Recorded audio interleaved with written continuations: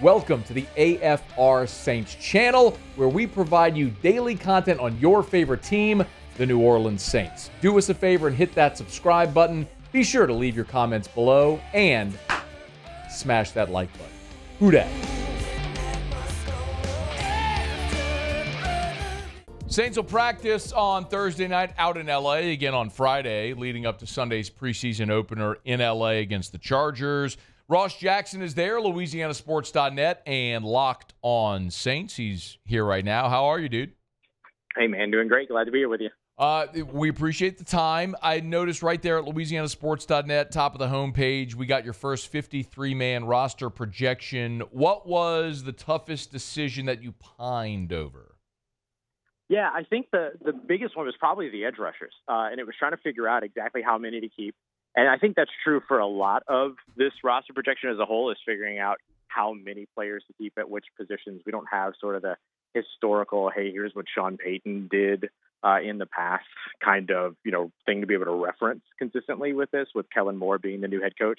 And so trying to kind of glean a little bit of what's happened with some of his offenses and what's happened with some of Brandon Staley's defenses, that was kind of tough to try to figure out exactly how many I wanted to keep at which positions. But over with the edge rushers in particular, it was a little bit challenging to kind of figure out which ones would be able to stick around. And, one of the big things is, a guy like Isaiah Foskey, who just hasn't really turned the corner the way that people might have expected in his new defensive system, having to keep him off, and then trying to figure out whether or not Jashean Davis was going to be able to make a stick on that roster as well. There always seems to be that one undrafted free agent that everybody says, no, don't let him go to waivers, he'll never make it through, and then they inevitably always make it through and back to the practice squad. And so I'm kind of predicting Jashean Davis to be that guy. What can Isaiah Foskey do over the next 3 weeks to make this team? Turn it on. I mean, he's going to have to catch eyes and everything like that. He's had a suspiciously quiet offseason and quiet training camp so far, which was completely not what we expected from him, coming out of, or rather going into this new defensive system that was going to allow him to play that stand-up role that he was so elite in during his time over at Notre Dame. He's going to have to produce, and maybe, the preseason games are the way to do that, but you're going to have to show it in practice too. And so the Saints are going to be hoping that he turns a corner at some point over the next couple of weeks and convinces them to keep him on the roster. Russ, this is going to be a weird question to ask, but after they cut Matthew Hayball yesterday, are we expecting he might find his way back, or is there going to be another new punter for this team?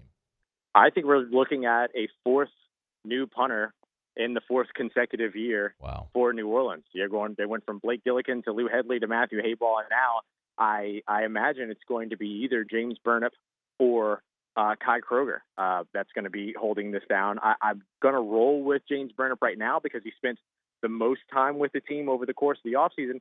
But at the same time, we also have to remember that James Burnip's been here from the beginning of the offseason, and they still went and got Kai Kroger. So I think that's one of the more intriguing ones to look at. But I think we're going to be looking at a fourth consecutive year with a new punter for the New Orleans Saints. Russ, you also have a piece up at LSN right now, LouisianaSports.net. We call it LSN internally, LouisianaSports.net, where you have some ideas for the Saints targeting receivers after missing on Keenan Allen. Two-part.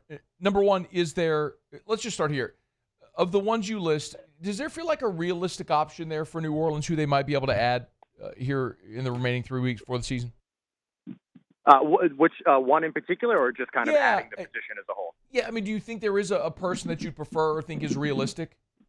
Well, I think, in the free agency market, their options are pretty limited. I would probably say Amari Cooper in that case, because he's got the most familiarity with what it is that, Kellen Moore wants to do, just having been in similar offenses before. But really the guy that I would love to see them go out and get is to call San Francisco about Juwan Jennings. At 6'3", 211, 215 pounds, he would be the biggest wide receiver on the Saints roster. But also his versatility and ability to be able to contribute all over the place kind of helps you out quite a bit too, in terms of filling out your 53-man roster, maximizing those roster spots, and maybe even helping you in some cases in terms of your ability to be creative with Taysom Hill on the sideline early on in the season. Gabe Davis is somebody that's been floated out there before too. I think his game has been, pretty inconsistent over the course of his time. But when you're looking for, a fourth or a fifth wide receiver, he could be an option too. So I would say, you asked me for one name, I just gave you three. But the guy that I think would be kind of the most fun, if you will, what else is the New Orleans Saints 2025 season about at this point? Yeah. It's Juwan Jennings. And he wouldn't, I imagine, cost that much for you to go after from an asset and contract standpoint also. Russ, how would you assess how the receivers have done up until this point in camp?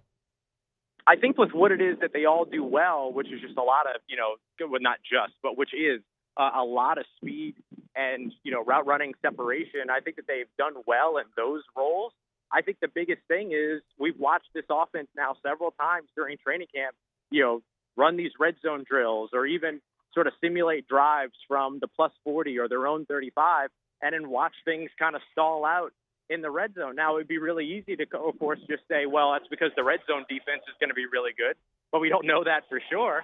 And so having another big body would certainly help them in those situations. And sure, you have some options at the tight end position that can help you there, but I think that that's a place where, just like we've expected going into training camp and going into the offseason, where the Saints have lacked, it's been size at wide receiver. He's on Twitter at Ross Jackson Nola, if you want to give him a follow, LouisianaSports.net and LockedOn Saints. The practices out in L.A. relative to or compared to the game, what do you think is maybe the main objective in taking practice out to L.A. and not having joint practices? Yeah, I think that a couple of things. The not having joint practices thing was really interesting because we all expected they were going to do, yet another set of joint practices with the Los Angeles Chargers, as the Saints have been apt to do in recent years. But I think a big part of it is that Kellen Moore wants to keep his guys on the field. And sometimes when you get into those joint practice environments, it becomes a slightly less controlled environment than your own practices are because, there's new competition, there's tempers that can flare, all these other things. And while all that stuff is still present there within your own practices, you do have a little bit more of a controlled, environment in those situations to kind of keep your players on the field, right? You want to get these guys work and you want to have them on the field in training camp and you want them competing, but the biggest thing you want is for them to be on the field week one, which is something that previous versions of the New Orleans Saints have really struggled to do. And so I think that that's a big part of it in terms of eschewing the idea of joint practices. And so I think that what you're looking for here in California right now is your ability to still be able to get these players to where they're, developing together on the field, but also cultivating and deepening their relationships off the field, right? They're going to be around each other all the time, all those other things. It was big for New Orleans last year. I know that the season didn't turn out the way that it looked like it was going to, but over the course of those first two games, one of the big reasons why they started out on fire was because of how connected they were and what the chemistry was, learning their new system and being able to get that extra work in. And so I think both of those things are things that they're trying to elevate and create here by holding these practices out in California. Russ, are you taking the 5 to the PCH, Dan? I mean, I've done that many, many times throughout my lifetime so far already, having lived out here before. Actually, where the Saints practice is my alma mater, Go Anteaters. And so I've done that drive. I've done that drive many a time. As of right now, I'm just worried about getting to the grocery store. I just wondered. I hear like zooming cars, like you just sorry. You walking down the 5 to the PCH down to Fremont. The Californians. I don't know. Have you ever seen the Californians on SNL? Oh yeah, I know. So dude, good. I listen.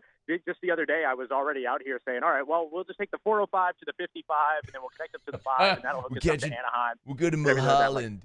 That's so good. All right, real quick, give me who you're watching, maybe most to gain, most to lose in these practices in L.A. and the game against the Chargers. Yeah, look, I think, a couple of guys that have the most to gain right now. Well, first of all, most to lose, most to gain have to start off with the quarterbacks, right? Spencer Rattler, Tyler Shough both have both the most to gain and the most to lose simultaneously in terms of trying to do all this. Spencer Rattler, kind of the guy we expect to be the leader in the clubhouse when it comes to the quarterback conversation. So he's got the most to lose from that perspective. Tyler Shough looking to, with the most to gain, trying to change that. So I think that we have to start there. We talked about Isaiah Foskey as a guy with a lot to gain if he's able to, show something that says that he's turned a corner. I think that's a big one. I think Bub Means has had a suspiciously quiet offseason as well really training camp after having a really strong minicamp and OTA period. So he would be another guy as the Saints try to figure out who that fifth wide receiver is going to be with size. And so I think that those guys immediately stand out as kind of, being among those with the most to gain. And then, I got to highlight Kendre Miller, too, who's got a lot to gain to just go out there and be able to show what he can do after missing all of the preseason last year. He is Ross Jackson, LouisianaSports.net, covering the Saints for us out there. Also, of course, Locked On Saints podcast, YouTube. Just search Locked On Saints. You can get all his coverage there. He's going back to Cali, in the words of the ladies love Cool Jerome. Hello, Cool J. Ladies love Cool Jerome. Did I nail that? Is that right? Ladies love Cool Jerome. Hello, Cool J. Ladies love Cool Jerome, yeah. All right, I nailed it. Okay, no, Cool James. Is it Cool James? James or Jerome? Cool James? It's James. James? It's James. Yeah, I think it's James. James? Yeah, ladies love Cool James. Ladies love Cool James. Ladies love Cool James. Got it. There we go. We're going back to You could always go with Biggie, too. Going back to Cali.